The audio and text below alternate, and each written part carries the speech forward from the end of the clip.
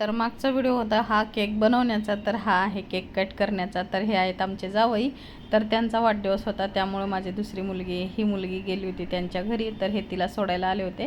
ती मुलगी पण येणार होती, पण काही कारणास्तव नाही आली. तर हा आहे माझा मुलगा, मोठा मुलगा. तर आम्ही असं बड्डे सेलिब्रेशन केलं छोटंसं.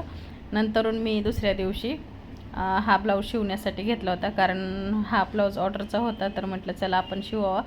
तर मी ह्याच्यासाठी अशी पायपिंगवाली लेस लावली होती, पण काही ती मला व्यवस्थित लावता आली नाही. मी फर्स्ट टाईम लावली होती, पण फिनिशिंगमध्ये बसली नाही, तर ती मला आवडली नाही. जेव्हा आपल्याला स्वतःला कुठली गोष्ट आवडत नसते तर आपण ते काढून टाकतो. तर मी ती काढून टाकली. नंतर मस्त अशा गोट मारला, बघू शकता तुम्ही व्हिडिओमध्ये दिसतच असं.